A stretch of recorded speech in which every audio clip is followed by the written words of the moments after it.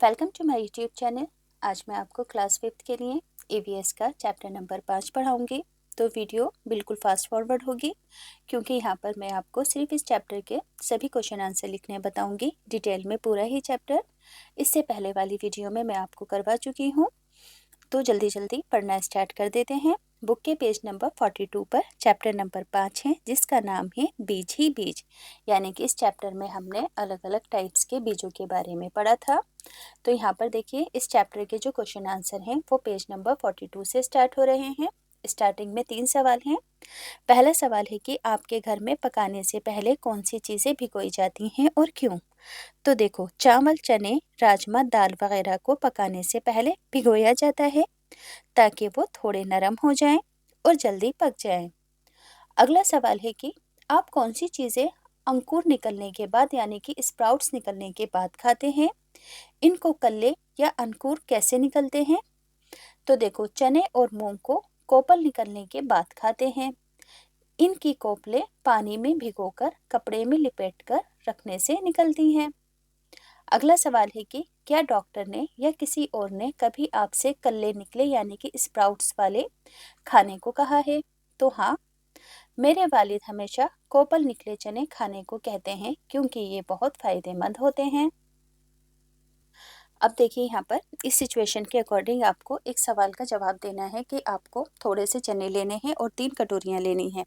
पहली कटोरी के अंदर चने और पानी डालने हैं, दूसरी कटोरी के अंदर गीले कपड़े के अंदर चनों को रखना है और तीसरी वाली कटोरी में बिना किसी चीज़ को शामिल किए ऐसे ही सूखे चने को रख देना है।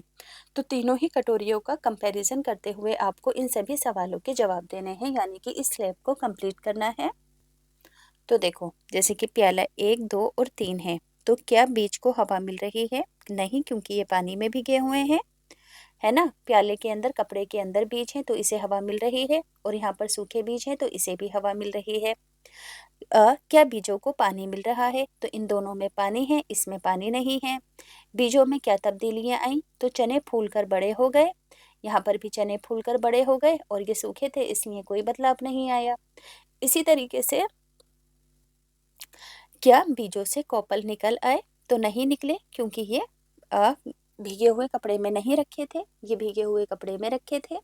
इसी तरीके से ये सूखे थे तो इस वजह से बीजों के अंदर कोपल नहीं निकली। अब देखो, यहाँ पर 2 सवाल हैं कि किस प्याले के बीजों से कल्ले यानी कि स्प्राउट्स निकले?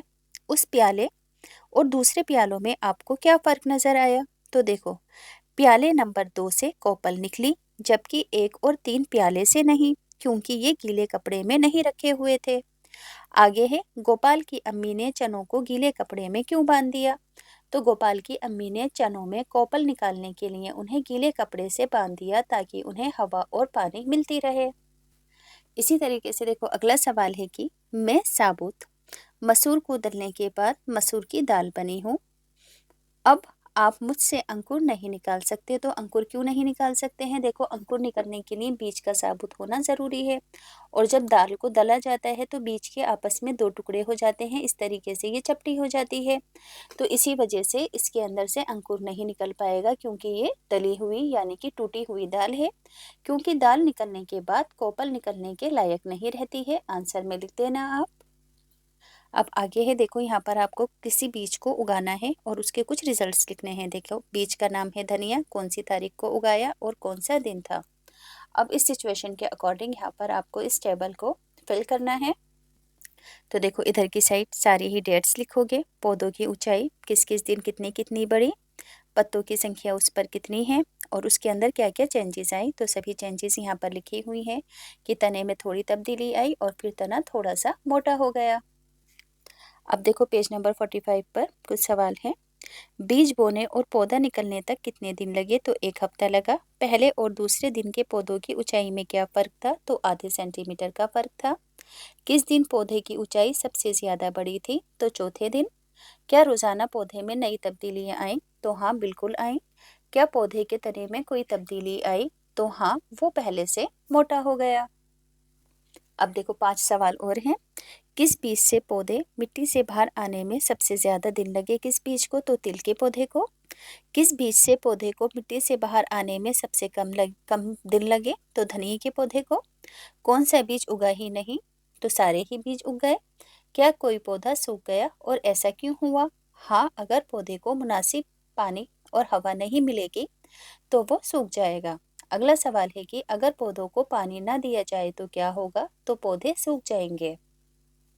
दो सवाल और हैं कि बीज के अंदर क्या होता है? तो बीज के अंदर जेनिन होते हैं जिससे पौधा निकलता है। अगला सवाल है कि एक छोटे बीज से एक बड़ा पौधा कैसे बन जाता है?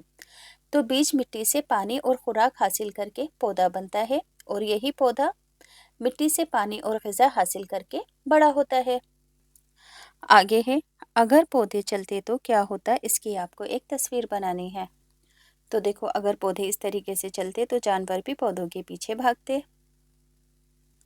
अगला सवाल है कि क्या कुछ पौधे बीज के बिना भी उग जाते हैं? तो हाँ, कुछ पौधे बीज के बिना भी उगते हैं, जैसे कि गुलाब, आलू और प्याज वगैरह। अगला सवाल है कि क्या आपने सौंफ और जीरे को अपनी फहरिस्त में जगह दी? जो बीज आपने कलेक्ट किए थे उनमें। तो हाँ, हमने सौंफ और जीरे को भी अपने बीजों में शामिल किया था। आंसर लिखेंगे हाँ। आपके जमा किए हुए बीजों में सबसे छोटा और सबसे बड़ा बीज कौन सा है? तो सबसे छोटा बीज जीरा और सबसे बड़ा आम है। अगला सवाल है, वो बीज जो आपके घर में मसाले के तौर पर इस्तेमाल होते हैं, जैसे कि सब्जियों के बीज भिंडी और मटर, फलों के बीज आम और पपीता, हल्के बीज जीरा और सौंफ, चपटे बीज राजमा जीरा और सौंफ वगैरह। तो आगे है बीजों के कुछ और ग्रुप बनाएं। आपने बीजों के कितने ग्रुप बनाए? जैसे कि यहाँ पर एक ग्रुप है सब्जियों के, फलों के, हल्के, भारी, मोटे। इसी तरीके से आपको और भी ग्रुप्स बनाने हैं। तो आप इस तरीके से बना सकते हो ग्रुप। तेल निकाले जाने वाले बीज, खाए जाने वाले बीज, मिठाइयों में इस्तेमाल होने वाले बीज और हवा में उड़ने वाले बीज। क्या आप कोई ऐसा खेल जानते हैं जो बीजों से खेला जाता है? अपने दोस्तों से गुफ्तगू कीजिए। तो हाँ, इमली के बीजों से कंचे की तरह का खेल खेला जा सकता है।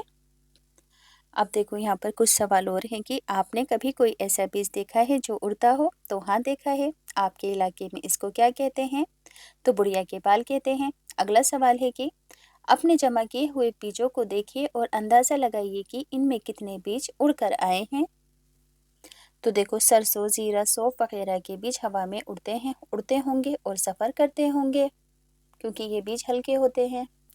आगे है तस्वीर 2 को देखिए, और ये बीज उड़ नहीं सकते, लेकिन ये कपड़ों और जानवरों पर चिपक कर इधर उधर आ जाते हैं और ये सवारी करते हैं। क्या इन बीजों से आपके दिल के अंदर कोई और ख्याल आया है? तो देखो, तस्वीर 2 इस तरीके से है। ये इस तरीके से कांटेदार बीज हैं, इस पे ऐसे ऐसे कांटे से निकले हुए हैं। तो इन्हें देखकर आपके दिमाग में कोई क्यूरियोसिटी आती है तो आप उसे बयान कर सकते हैं। तो आंसर लिखेंगे कि हाँ, इस तरह के बीजों से आराइश का काम लिया जा सकता है और इन्हें सजाया जा सकता है। अगला सवाल है कि कुछ पौधे अपने बीजों को दूर तक बिखेर देते हैं। जब सोयाबीन की फली पक जाती है तो वो फट जाती है और बीज बाहर आ जाते हैं। क्या आपने कभी इनकी आवाज़ सुनी है? हाँ, हमने इनकी आवाज़ सुनी है। चट चट जैसी आवाज़ आती है इसमें से। सोचिए, अगर बीज बिखरते नहीं और एक ही जगह पर पड़े रहते तो क्या होता? तो देखो, सभी बीज एक साथ एक ही जगह उग जाते, जिससे किसी को भी मुनासिब हवा और पानी नहीं मिल पाता और सभी बीज सड़ जाते, खराब हो जाते। अगला सवाल है कि उन तरीकों की एक फहरिस्त बनाएं जिनसे बीज एक जगह से दूसरी जगह मुंतकिल होते हैं, यानी कि शिफ्ट होते हैं। तो देखो, परिंदों के जरिए, पानी के जरिए, इंसानों के जरिए जिस्म पर चिपक कर बीज एक जगह से दूसरी जगह चले जाते हैं। आखिरी के दो सवाल हैं कि रीना ने किलेदार बीज की तस्वीर बनाई। सोचिए कि बीज को फूटने के लिए क्या क्या चाहिए। अपने अल्फाज में लिखना है कि बीज को अंकुरित होने के लिए किन किन चीज़ों की ज़रूरत होती है। रीना के बीज कैसे नज़र आते अगर इन चीज़ों को वो हासिल ना कर पाते, जैसे कि हवा, पानी वगैरह को, ताकि उसमें से जड़ें निकल सकें। तो बिना जड़ों के बीज देखने में किस तरीके से लगते, उसकी आपको एक तस्वीर बनानी है। तो लिखोगे कि बीजों में कॉपल के लिए पानी और हवा की ज़रूरत होती है। अगर बीजों को पानी और हवा न मिले तो कॉपल, यानी कि उसमें जड़ें नहीं निकलेंगी और इनके बगैर बीज ऐसे नज़र आएंगे, यानी कि बिना जड़ों के बीज इस तरीके से नज़र आएंगे। आखिरी सवाल है कि बीज दूर दूर तक कैसे फैल जाते हैं। अपने अल्फाज में लिखिए। तो देखो, बीज परिंदों के ज़रिए इधर उधर फैलते हैं। परिंदे बीज खाते हैं तो वो इधर उधर गिर जाते हैं। अगर बीज हल्के होते तो जो हवा के ज़रिए इधर उधर उड़कर बिखर जाते हैं। कुछ बीज पानी के ज़रिए बहते हुए इधर उधर उग आते हैं। तो यहाँ पर मैंने इस चैप्टर के सभी क्वेश्चन आंसर आपको अच्छे से लिखने बता दिए हैं।